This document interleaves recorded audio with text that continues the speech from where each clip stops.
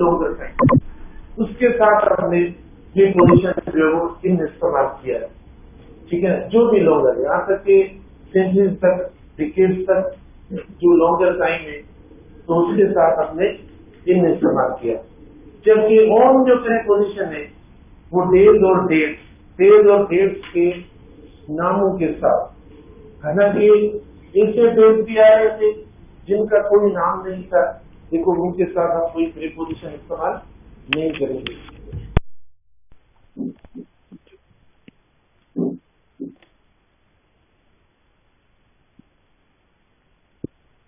जैसे यस्टरडे आया, टुमारो आया, टुडे आया, तो उनमें प्रीपोजिशन नहीं बताया, बल्कि टुडे के साथ तो मैंने आपको बताया कि टुडे वाली जो एक्सप्रेशन, जैसे हम कहते हैं भाई ईच डे, एवरी डे, और ऐसी कोई एक्सप्रेशन आ जाए तो भी हम प्रीपोजिशन नहीं लगाएंगे। जिस डे वगैरह आता है तो भी हम नहीं लगाएंगे। नेक्स्ट और लास्ट अगर आता है, भले डे का नाम आ जाए, तो भी देखो हम ऑन नहीं लगाएंगे, जिन हम नहीं बोलेंगे तो will come on next Friday नहीं बोलेंगे, विल कम नेक्स्ट फ्राइडे, या दे केम लास्ट फ्राइडे। अगर ये नेक्स्ट और लास्ट दिन के नाम के बाद आ जाए तो हम ऑन लगाते हैं। जैसे they will come on Friday next, they will come, okay, they will come, ये मेरा पढ़ाया हुआ है, आपको याद करें, आप पता नहीं क्यों आप भूल जाते हो। They will come Friday next, on Friday next. अगर नेक्स्ट शुरू में आए तो ना लगाओ, अगर नेक्स्ट या लास्ट दिन के बाद आए तो आप लगाओ। फिर मैंने कहा ये जो डेज के नाम है इनके साथ अगर पार्ट्स ऑफ डे वाले वर्ड्स आ जाए, मॉर्निंग, इवनिंग, आफ्टरनून, तो हम क्या इस्तेमाल करेंगे, ऑन प्रीपोजिशन इस्तेमाल करेंगे। ये देखो हम रोजाना के तौर पर जो अगले दिन में पढ़ाते हैं तो आपको ये चीजें वापस रिमाइंड करवाते, वापस बताते, ताकि आपकी एक्सप्रेशन सही हो जाए। अच्छा, डेज में से बुरा नाम नहीं है, कोई इवेंट भी होता है, त्योहार भी होता है, ऑन ईद होता है, ऑन इंडिपेंडेंस होता है, बर्थडे अगर मतलब देखो ये भी डे, बर्थडे मैंने आपको शायद बताया था कल या नहीं, ये इंसिडेंस में इन्होंने दिया है बर्थडे के साथ फोर लगाकर। जैसे मिसाल के तौर पर ये एक एग्जाम्पल देता हूँ सर, वो एग्जाम्पल इस तरीके से इन्होंने दिया है कि देखो मतलब इस तरीके से, यानी हर पेरेंट्स, ये बोर्ड वगैरह सब लिखा हुआ है, हर parents bought a gift, her parents bought a gift for her birthday। ठीक है ना, इस तरीके से हर parents bought a gift for her birthday। तो देखो मैंने पढ़ाने से पहले प्रीपोजिशन के बारे में आपको बताया कि हम अगर तर्जुमा करेंगे तो हमें कोई एरर नजर नहीं आएगी, या हमें नहीं लगेगा कि सेंटेंस को इन करेंगे। आप खुद इसका तर्जुमा करें, आपको नहीं लगेगा कि कोई मिस्टेक है सेंटेंस के अंदर, बिल्कुल सही लग रहा है, कोई एरर नहीं है। लेकिन देखो ये मिस्टेक, ये गलत है, यानी ए ऑप्शन आपको मिला, बी ऑप्शन आपको मिला, सी मिला ऑप्शन, या डी ऑप्शन मिला, तो देखो ये सी ऑप्शन हमारा इनकरेक्ट, क्योंकि डे लिखा हो, बर्थडे। तो हम क्या लिखेंगे, her parents bought a gift on her birthday, not for her birthday. ठीक है, तो ये बात आपको ज़हन में रखनी है, क्योंकि ये भी डे मतलब ऐसे डेज की होते हैं। अच्छा, तो कल हम बात कर रहे थे, हमने शुरू किया था प्रीपोजिशन ऑफ टाइम के अंदर बेटा फॉर का शुरू किया था और सिंस का डिफरेंस, उसमें मैंने आपको फॉर के बारे में बता दिया था। अब हम सिंस के बारे में, और साथ साथ देखो कुछ ऐसे प्रीपोजिशन देखो काम भी आ जाता है, यानी अगर ऑप्शन आते हैं तीन, तो उसमें फॉर भी आ रहा है, सिंस भी आ रहा है, फ्रॉम भी आ रहा है, तीनों का मतलब तीनों की मीनिंग सिंधी और उर्दू में एक होती है, तीनों टाइम के लिए इस्तेमाल होते हैं। लेकिन कौन सा ऐसा टाइम होता है जिसके लिए ये इस्तेमाल, देखो मैंने कल आपको बता दिया कि अगर लेंथ ऑफ टाइम हो, ठीक है, लेंथ ऑफ टाइम हो, या हाउ लॉन्ग की बात हो, या ड्यूरेशन की अगर बात हो, मुद्दत और अरसे की अगर बात हो, या कोई पॉइंट ऑफ टाइम ना हो, पीरियड ऑफ टाइम हो, टाइम का कोई वाजे नाम लिखा हुआ नहीं हो, मेंशन ना हो, तो देखो हम ऐसे टाइम के साथ हम प्रीपोजिशन कोड इस्तेमाल करते हैं। फिर हमें टेंस का भी केयर करना है कि टेंस जो होना चाहिए वो परफेक्ट टेंसेस होने चाहिए। फिर परफेक्ट सिंपल हो या परफेक्ट कंटिन्यूस हो, मतलब प्रेजेंट परफेक्ट हो सकता है या प्रेजेंट परफेक्ट कंटिन्यूस हो सकता है, तो इनके साथ इस्तेमाल करते हैं।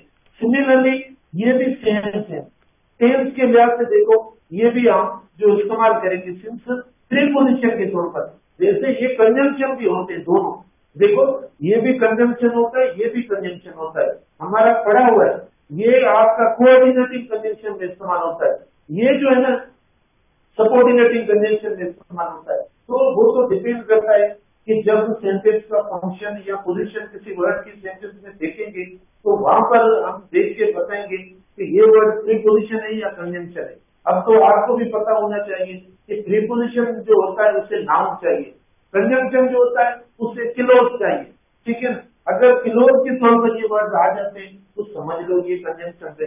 चलो बहरहाल तो सिंस जो इस्तेमाल करते हैं, जैसे सिंस हम इस्तेमाल करते हैं पॉइंट ऑफ टाइम के साथ, पॉइंट ऑफ टाइम जो होता है उसके साथ सिंस हम इस्तेमाल करते हैं। अब पॉइंट ऑफ टाइम क्या है, कल भी मैंने एक लकीर ड्रॉ करके आपको बताया कि मिसाल के तौर पर आप कोई ऐसी लाइन टाइम लाइन ड्रॉ करते हो, टाइम लाइन में देखो एक आपने पॉइंट इधर लगाई दूसरी पॉइंट आपने इधर लगाई, तो ये हो गया पॉइंट ऑफ टाइम। बीच वाला जो अरसा है, बीच वाली जो लेंथ है उस लेंथ को पीरियड ऑफ टाइम कहते हैं। यहाँ पर जो भी टाइम होगा कोई भी स्पेसिफिक या पॉइंट ऑफ टाइम लिखा हुआ होगा, फिर दिन के फॉर्म में हो सकता है, फिर किसी मंथ का नाम हो सकता है, किसी ईयर का नाम हो सकता है, किसी सेंचुरी का नाम हो सकता है, मतलब पॉइंट होती है ना, पॉइंट माना कोई ना कोई नाम होती है या किस पॉइंट पे आपको जाना है तो आप उसको नाम बताएंगे उस पॉइंट का, उस लोकेशन का या उस स्क्वायर का। मकसद ये होता है पॉइंट ऑफ टाइम माना भाई टाइम का कोई नाम होगा, टाइम कोई स्पेसिफिकली आया हो तो मतलब देंगे। और बीच वाला जो माना लेन से बीच वाली उसको हम अरसा कहते हैं, जिसके लिए हम इस्तेमाल करते हैं कोड। अब पॉइंट ऑफ टाइम के लिए देखो सिंस भी इस्तेमाल होता है, फ्रॉम भी इस्तेमाल होता है, दोनों इस्तेमाल करते हैं।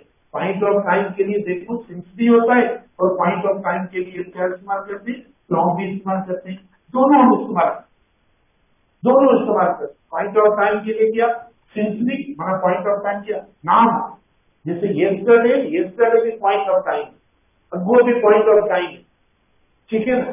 थ्री ओ क्लॉक भी point of time, Monday Tuesday देखो या ऐसा सिंस अवर स्कूल डे, सिंस एडमिशन, देखो ये सब पॉइंट ऑफ टाइम है क्योंकि नाम आ रहा है।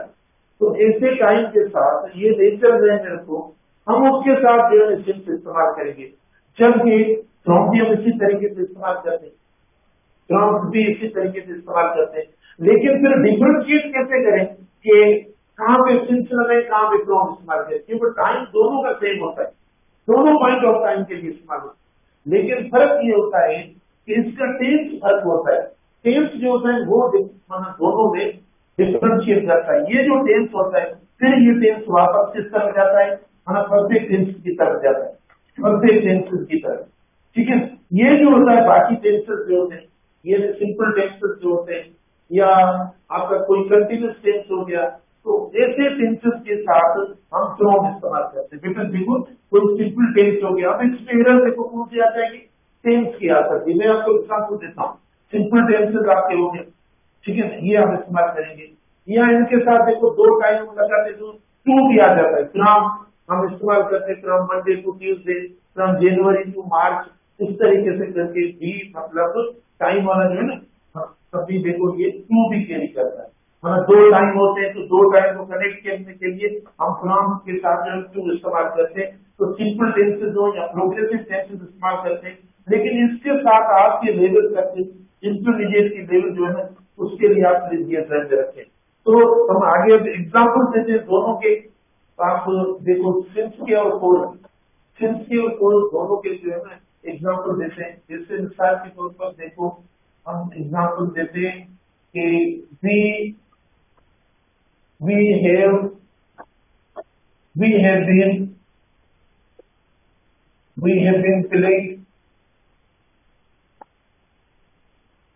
have been playing cricket, ठीक है, we have been playing cricket for our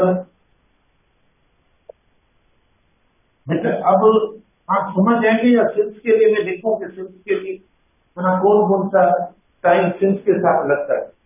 एक बात बस एक ही वर्ड में समझ लो कि जो टाइम का नाम होता है, जो टाइम का नाम होता है हम उसके साथ इस्तेमाल करेंगे। अच्छा, मिसाल के तौर पर मैंने आपको बताया कि डे का बिल्कुल छोटा टाइम है, तो क्या उसके साथ फोर लगेगा या सिंस?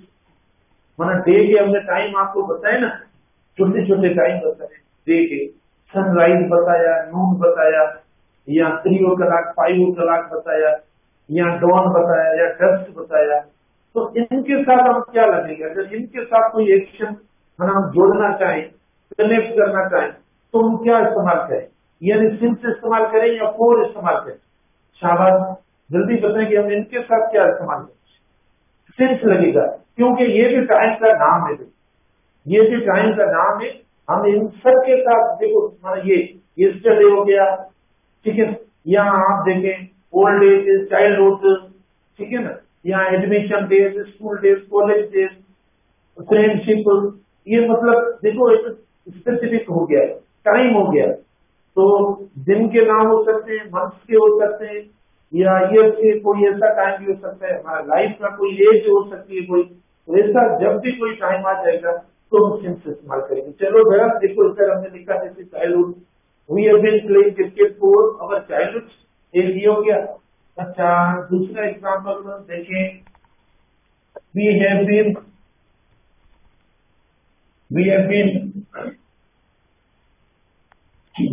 प्लेइंग, मतलब ये बातें ध्यान में रखना जो मैं बता रहा हूँ, साथ बोले तो मैं लिख लूंगा, we have been playing cricket, cricket from, because from our childhood.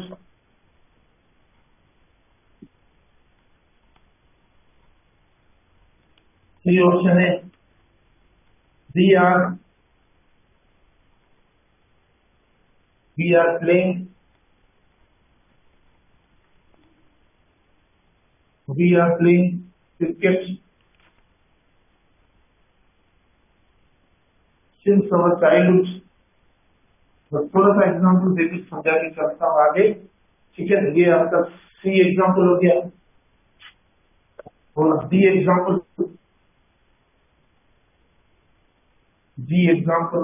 We have been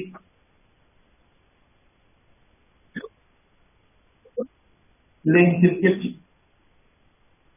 since our childhood, ठीक है। तो देखो चारों आपके मतलब सामने एग्जाम्पल आ गए, फर्स्ट एग्जाम्पल आया, सेकंड थर्ड सबके साथ, हालांकि ये भी आपका पॉइंट ऑफ टाइम है, राइट, ये भी पॉइंट ऑफ टाइम है, और इधर ये भी पॉइंट ऑफ, 3 एग्जाम्पल हमने पॉइंट ऑफ टाइम के रखे, और एक एग्जाम्पल हमने रखा है लेंथ ऑफ टाइम, जो ड्यूरेशन है उसका एग्जाम्पल रखा है। तो क्या लगता है आपको, ऑप्शन ए सही है गलत है? देखा, ए वाला ऑप्शन सही है गलत है, जल्दी बताओ। ये ऑप्शन हमारा गलत है, क्योंकि जब हम टाइम पे हमारी नजर पड़ती है तो नेचर ऑफ टाइम ऐसी है जो गोल कैरी नहीं करता। टेंस तो चलो ठीक है, बट टेंस में ठीक है, टेंस बिल्कुल सही है, हम इस्तेमाल कर सकते हैं, ये क्रिकेट, तो ये मतलब यानी ए वाला ऑप्शन जो हमारा गलत हो गया। बी वाला ऑप्शन हमारा सही है, क्योंकि मैंने आपको बताया था कि पॉइंट ऑफ टाइम के साथ हम क्यों इस्तेमाल करते हैं। तो पॉइंट ऑफ टाइम माना कोई टाइम ऐसा जिसका नाम हो, पता हो कि इस टाइम से, उसको पॉइंट ऑफ टाइम कहा जाता है। तो ये बिल्कुल हमें करेक्ट और दुरुस्त लग रहा है, क्योंकि फ्रॉम तो हमने लिखा भी है, मैंने देखो ये लिखा है, ये दोनों पॉइंट ऑफ टाइम के लिए हम इस्तेमाल करते हैं, देखो ये लिखा हुआ है, मैंने खुद ने लिखा है। तो आपको क्या लगता है, सही है गलत है? देखो ये भी गलत है, क्योंकि जो हमने इसके साथ टेंस इस्तेमाल किया वो सही है। टेंस अगर ये आ जाएगा तो आप इस्तेमाल नहीं करेंगे, गलत हो जाएगा। अच्छा, उसके बाद देखो हम नंबर 3 पे आते हैं, we are playing cricket since our childhood, we are playing cricket since our childhood, ठीक है। तो अब पॉइंट ऑफ टाइम के साथ सिंस लगा, सही है? नहीं है, फिर इधर है, क्योंकि टेंस की इधर होगी। तो डी ऑप्शन देखो राइट, डी ऑप्शन बिल्कुल राइट हो गया, क्योंकि टेंस भी जस्टिफाइड हो गया और प्रीपोजिशन भी हमारा जस्टिफाइड हो गया। तो ये जो 4 सेंटेंस जो इस्तेमाल करते हैं, हम इस्तेमाल करते हैं ऐसा एक्शन जो पास्ट में शुरू हुआ हो और प्रेजेंट तक, कल बताया था मैंने कि up to the moment of speaking continuous, भले प्रेजेंट परफेक्ट हो, कंटिन्यूस की बात नहीं है, दृष्टांत के तौर पर देखो, इधर देखो, माना ये देखो, वी हैव स्टडीड, देखो we have studied since our birth, मेरे चाइल्डहुड हटा दिए, सिंस अवर बर्थ, देखो we have studied since our birth. तो अब मतलब ये हुआ कि पैदा होने से पढ़ रहे हैं, माना अभी तक जो एक्शन हमारे सामने है ना, उसको ध्यान में रख कर ये बना। तो ऐसा एक्शन जो पास्ट में शुरू हुआ हो और अभी तक कंटिन्यूस हो, अभी तक वो एक्शन प्रोग्रेसिव हो, तो हम ऐसे एक्शन के लिए भी प्रेजेंट परफेक्ट या प्रेजेंट परफेक्ट कंटिन्यूस टेंस दोनों इस्तेमाल कर सकते हैं। और इसमें कंटिन्यू किया, इसने किया, ये अगर हटा देंगे ना सिंस ये फोर या ये, तो फिर ये मतलब एक्शन जो है आपका कंप्लीशन की तरफ जाएगा, मतलब कंप्लीट एक्शन शो करेगा। सिंस और फोर या फ्रॉम की वजह से एक्शन का जो कंटिन्यूटी वो रहती है। तो देखो हमने इस्तेमाल किया। अब बेटा देखो फ्रॉम होता है, तो टेंस का फर्क है, आप टेंस का इस्तेमाल करें और मोस्टली इसके साथ हम क्यों भी इस्तेमाल, और टेंस प्रेजेंट सिंपल टेंस भी खास तौर ये इस्तेमाल करते हैं। देखो इस तरीके से, जैसे अवर क्लासेस, ठीक है, अवर classes remain, okay, our classes remain in function from, ठीक है, our classes remain in function from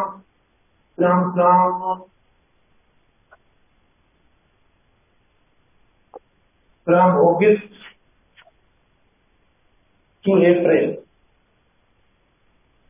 तो इसके साथ भले आप साल लगाना चाहो तो भी लगा सकते हो, फ्रॉम अगस्त 2000 जो भी है, और टू अप्रैल 2000, मतलब इस तरीके से लिख सकते हो। तो बेटा देखो हमने इस्तेमाल कर दिया फ्रॉम, ठीक है, हमने our classes remain in function from August to April, इस तरीके से इस्तेमाल कर सकते हो। यहाँ देखो इस तरीके से भी कर सकते हो कि ही इज लर्निंग, ठीक है, he is learning English from, he is learning English from 2 hours। देखो he is learning English from 2 hours, जल्दी बताओ, शाबाश, आगे चले। हाँ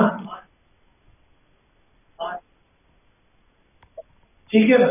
तो अब देखो ये एक्चुअली इस्तेमाल होता है पॉइंट ऑफ टाइम, फ्रॉम होता है, अब टेंस सही है इसका।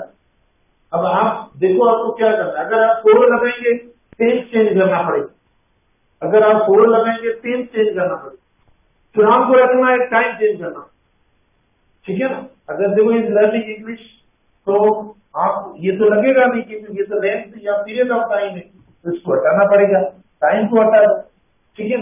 तो he is learning English from 3 o'clock या फ्रॉम 5 o'clock या फ्रॉम 6 o'clock, तो आप जो इस्तेमाल करें देखो ये हो जाएगा, ये पॉइंट ऑफ टाइम और टेंस हमारा चेंज, ठीक है बेटा। He is learning English from 6 o'clock, बिल्कुल सही है। तो अब इधर है नहीं फ्रॉम 6 o'clock, और आगे तो कोई टाइम है नहीं, ना कोई टाइम आया है, तो हम ऐसा इस्तेमाल कर सकते हैं। तो फ्रॉम जो हम इस्तेमाल करते हैं वो भी पॉइंट ऑफ टाइम के साथ इस्तेमाल करेंगे, लेकिन टेंस जो है वो चेंज होना चाहिए। जब सिंस और फोर आ जाएगा तो आपको टेंस का क्लियर करना पड़ेगा। ये तीनों में डिफरेंस, ठीक है, तीनों में ये डिफरेंस। अब प्रीपोजिशन देखने आते हैं, हम सिर्फ प्रीपोजिशन, यहाँ से प्रीपोजिशन लेते हैं, एक्सप्लेन इधर करते हैं, जो हमने कल आपको बताया था प्रीपोजिशन ऑफ टाइम। तो टाइम की कैटेगरी में देखते हैं कौन सा प्रीपोजिशन है, तो तरतीब से हम पढ़े, कोई मिस ना हो जाए। अच्छा, टाइम वाला वर्ड नजर आता है आपको?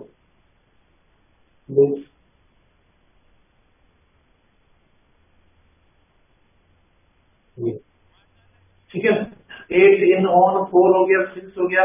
अच्छा, अब ड्यूरिंग पे आते हैं, ठीक है, ये वाला टेबल क्लियर हो जाएगा बेटा, इसमें भी सारे लिखे हुए। अब हम आते हैं यानी ड्यूरिंग पे आते हैं। देखो ड्यूरिंग जो प्रीपोजिशन है हम कब इस्तेमाल करते हैं, ये ड्यूरिंग, ये भी टाइम के लिए इस्तेमाल। देखो पहली जो हम कैटेगरी पढ़ रहे प्रीपोजिशन की वर्ड बाय वर्ड, वो टाइम वाले वर्ड्स की पढ़ रहे हैं। ड्यूरिंग कब इस्तेमाल करते? ड्यूरिंग। जैसे मैं एग्जाम्पल देता हूँ, इसका कॉन्सेप्ट नहीं लिखता, मैं एग्जाम्पल देता हूँ कि मैं एग्जाम्पल देता हूँ, द स्टूडेंट्स, देखो, the students asked me, the students asked me questions during the class। हमने अभी लिखा नहीं ऊपर, पहले आकर एग्जाम्पल दिया, ठीक है ना, कि ये समझने के लिए कि ड्यूरिंग कब इस्तेमाल करें, वहां कौन सी नेचर और एक्शन की, उसको देखकर ड्यूरिंग का इस्तेमाल करें। लिखा हुआ है students asked me questions during the class. तो मैंने आपको क्या लग रहा है, हम इसका एग्जाम्पल सही है, लेकिन ड्यूरिंग इस्तेमाल कैसे हुआ है? ठीक है, students asked me questions during the class, ठीक है। यहाँ देखो हम बोले भाई पीपल enjoy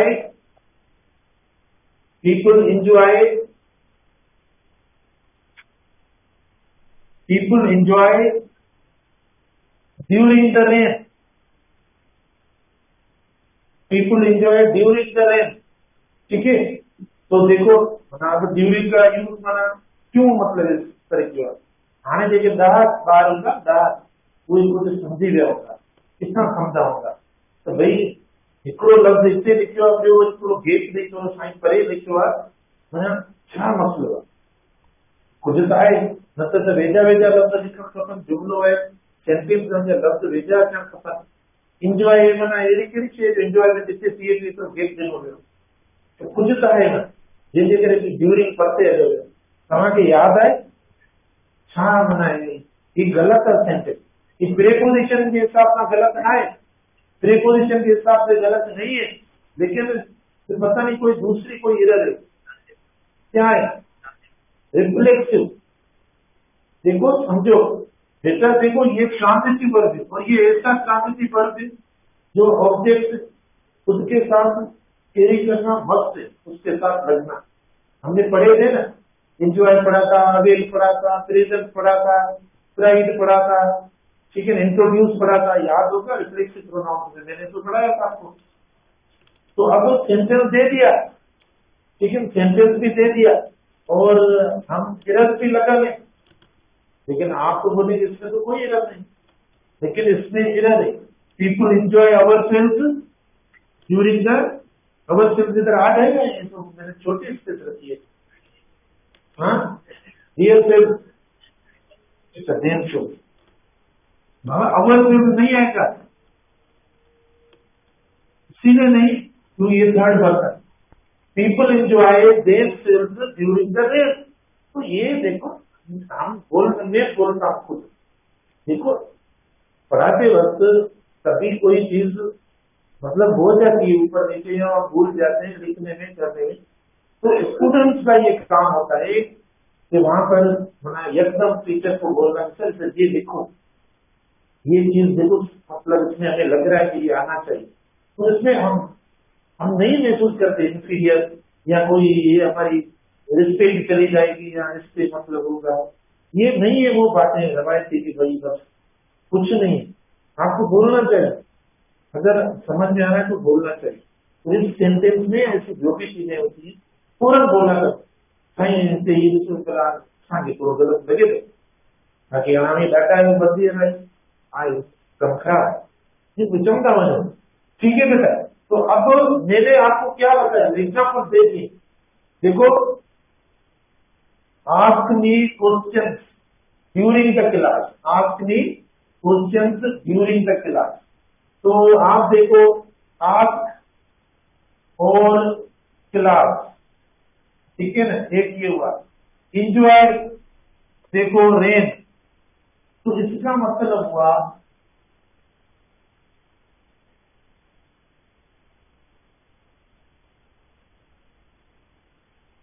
साइमल्टेनियस एक्शन, ठीक है ना, साइमल्टेनियस एक्शन के लिए हम इस्तेमाल करते, माना actions, two actions occur at the same time, ठीक है ना, टू एक्शंस साइमल्टेनियस एक्शन का मतलब हुआ कि two actions occur at the same time, ये इसका मतलब है साइमल्टेनियस एक्शन, मतलब two actions occur at the same time. तब हम ड्यूरिंग इस्तेमाल करते हैं। ड्यूरिंग का इस्तेमाल कब करते हैं? जब दो एक्शन एक ही वक्त हो। तो अब देखो क्या लगता है, दो एक्शन मैंने जो एग्जाम्पल दिया, student asked me question during the class या ड्यूरिंग द लेक्चर, नहीं एक ही बात है, सलिश भी कर थोड़ा सलिश कर देते हैं मतलब ताकि समझ में आ जाए, ठीक है। Student asked me question during the class या लेक्चर, तो दो एक्शन कौन से हो रहे हैं? एक तो वो सवाल पूछते जा रहे हैं, दूसरा लेक्चर भी चल रहा है, मतलब दो एक्शन होते हैं। तो दो एक्शन जब एक ही साथ चल रहे होते हैं तो वहां पर हम ड्यूरिंग इस्तेमाल करते हैं। प्रीपोजिशन ड्यूरिंग का इस्तेमाल तब होता है जब एक ही वक्त दो एक्शन चल रहे होते। तो देखो एक क्वेश्चन चल रहे होते हैं, सवाल पूछते जा रहे हैं, साथ साथ जो लेक्चर भी डिलीवर होता जाता है, तो हमने ड्यूरिंग इस्तेमाल किया। दूसरा देखो, people enjoy themselves during the rain, मतलब क्या हुआ कि उनकी इंजॉयमेंट जो होती है वो भी चलती रहती है और बारिश भी चल रही है, ठीक है, बारिश भी चल रही है या चलती रहती है, बरसात भी हल्की, इंजॉयमेंट भी हल्की, मतलब दो एक्शन हो गए। तो इसीलिए देखो हमने प्रीपोजिशन ड्यूरिंग इस्तेमाल, ठीक है, ड्यूरिंग इस्तेमाल कर दिया। अच्छा, आपको एक तीसरा एग्जाम्पल देना चाहे तो दें, कोई थर्ड एग्जाम्पल, कोई एग्जाम्पल बेटा देना चाहिए, ठीक है ना। इधर देखो, the teacher, okay, the teacher teaches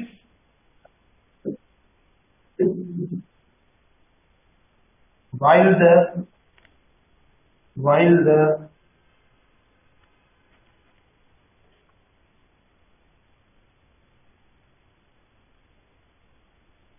noise,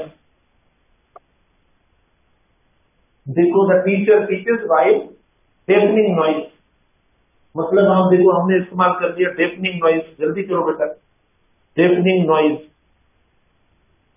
the teacher teachers while deafening noise. तो अब मैं बता रहा हूं आपको कि जब ड्यूरिंग का यूज आता है तो ड्यूरिंग के साथ किलो जो ऑप्शन दिया जाता है वो व्हाइल का दिया जाता है, क्योंकि व्हाइल और ड्यूरिंग की मीनिंग जो समावेश हो रही है। व्हाइल भी मना, देखो मैं बोल रहा हूँ व्हाइल टेकिंग योर क्लास, बोल रहे हैं while taking your class, I take care of each student. Yeah, I look at every student in the class while taking the class.